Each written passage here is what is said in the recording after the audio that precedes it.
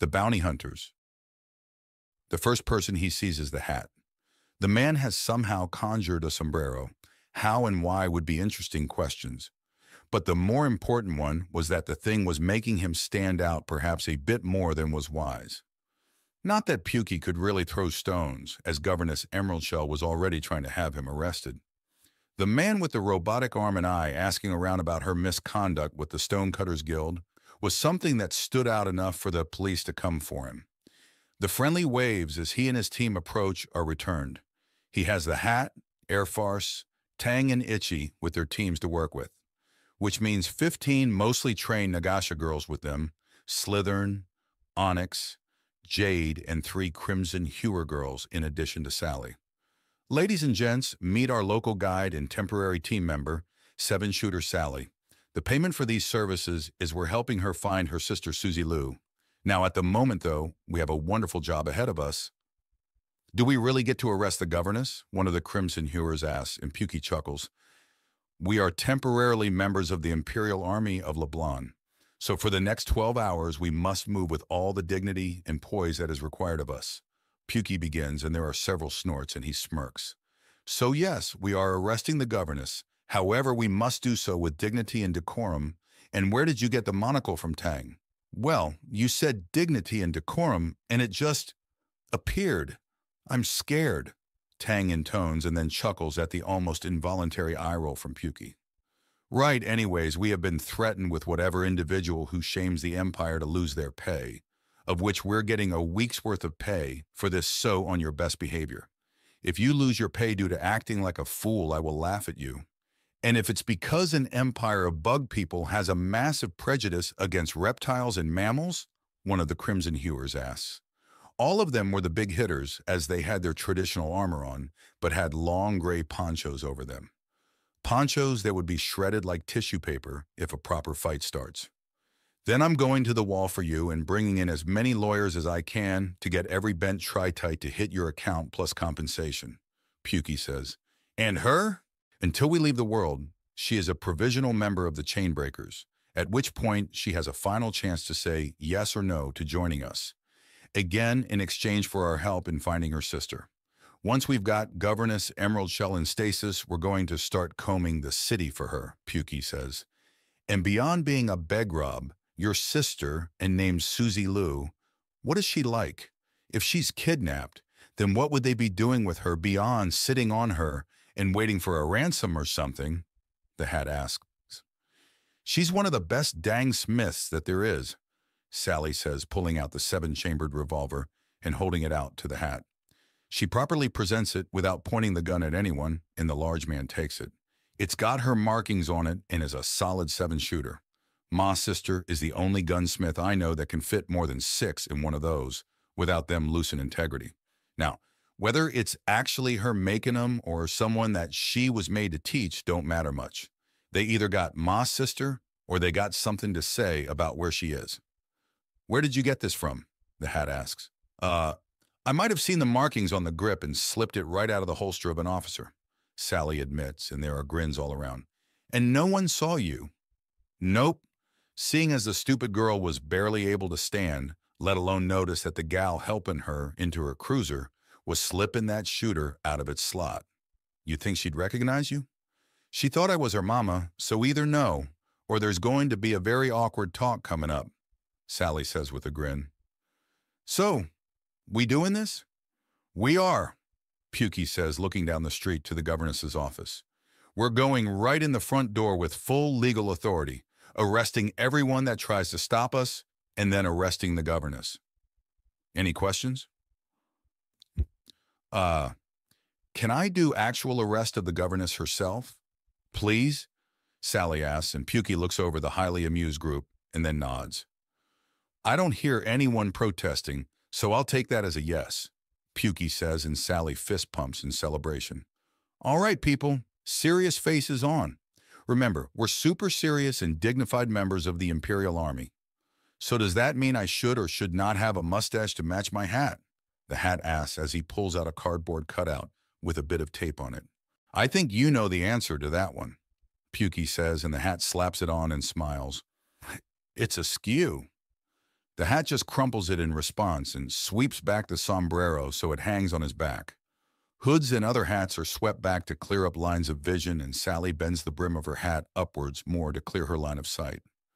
They all nod and start walking towards the office. It's one of the only buildings in the city with external decoration.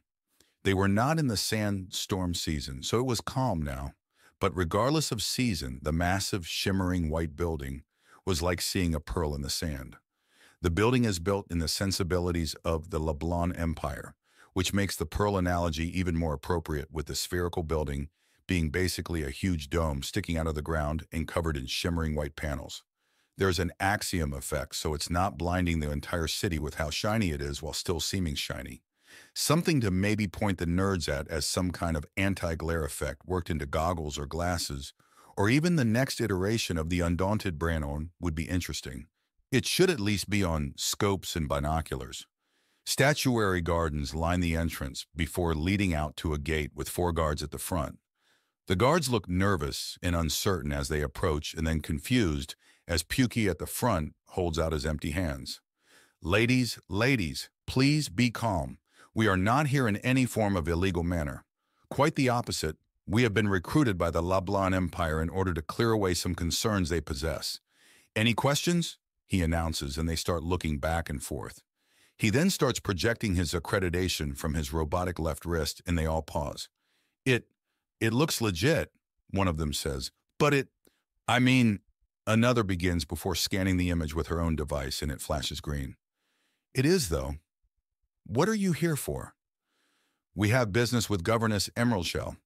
Official Leblon Empire business, Pukey says, and they look around each other. Are you going to try and stop us from performing our duties? No. Should we announce you? Yes, as representatives of the Imperial Army, please, as that is the capacity we are working under, he says. You're very colorful for Imperial Army, Nico. I just said we are recruits, temporary ones at that. Simply put, they want us to deal with a problem before it becomes worse, so they may arrive to properly do the job that needs to be done. We're the stopgap measure, and not likely to get many jobs like this, Pukey explains, and after a few moments, the gate is opened, and they all start walking down the path to the office in question. I wonder why they build in spheres, Itchy mutters as they walk up, passing statues of carved isopods, dragonflies, moths, and beetles, presented in ways that dogs, cats, birds, or horses might be in a human statuary garden. Oh, there's likely some structural reason, something long-baked, and Airfarce begins to explain. Central structure totem, Sally says, and the group glances to her. What?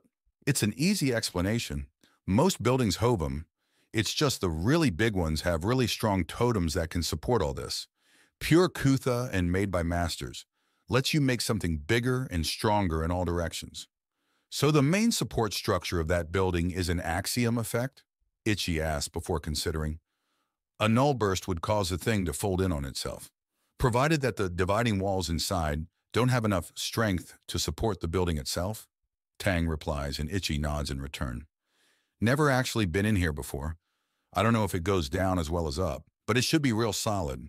Even without central structure totems, most of these things are built in domes and spheres because they're fairly solid, Sally says. Right. Well, first things first, get in and do the job, Pukey says before the next set of guards step out from little alcoves to either side of the door and hold up their hands. Who are... They begin, and Pukey already has his credentials out, and they look towards each other and then scan it. It comes up green, and they open the main door for them. They all walk through and enter into a cross between a feudal palace, a chrome techno club, and an office. Sally openly gawks for a few moments before steeling herself. Keep going, partner. I'm here for the final shot and to see if there's some questions I can ask. Excuse me, ma'am. We're here on official Empire business and need to speak to Governess Emeraldshell. She is in. She is not seeing guests at the moment, but I can schedule an appointment. Ma'am, this is not a request that can be legally refused by a woman in the governess's position. Where is she? Busy with personal affairs. Inform her they have been canceled as representatives from the Imperial Army wish to see her. Now, Pukey says, and the secretary slowly nods before pressing a button on her desk. Ma'am? She asks. I told you to never call me during these hours. Representatives from the Imperial Army insist on seeing you immediately. They are refusing to be denied. What? Why are they here? The governess asks, and Pukey turns to Sally, who smiles.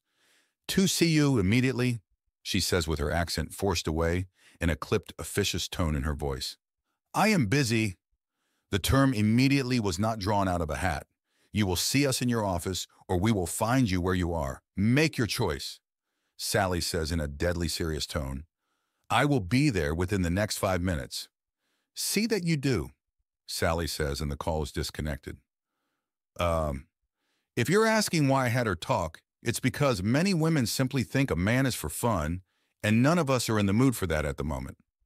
Pukey lies. Well, it wasn't really a lie, but it was far from the whole truth. Would you like a drink? Some other kind of refreshment while you... The nervous woman says slowly, sinking out of sight. Calm down. You're not in trouble at all. Although if you'd prefer some appreciation, I have someone that you should probably speak to. Appreciation? Having a conversation with Bike, an agreeable one, will see you in a very favorable light. He's going to ask a bunch of harmless questions that are otherwise very important. And he has a smooth voice with a Slith-Meccan-sounding accent, if that appeals. The Letty woman is outright blushing at the implications, and she nods. Excellent. Give me a moment, and I'll give him his orders. Trust me, you're in good hands, ma'am, Pukey says quickly, reaching into his jacket to call Bike and quickly rattle off some orders before leaning to the secretary to get the proper contact information. The secretary then gets a call, and with Bike outright purring into her ear, she's far too distracted to actually notice or care that numerous Undaunted actually have scanners out and are poking their noses into doorways and looking around. At the 3-minute mark, the door opens and a Letty woman with a shining green shell and a rumpled silk robe wassels in while smoothing out the outfit. Governess Adelie Emerald Shell, Pukey asks, and she nods. Yes, what is this about? She demands, and he nods toward Sally. In the name of the Imperial Army of Leblanc, you are under arrest, Sally says with a gleeful look on her face. Please resist, I want the excuse.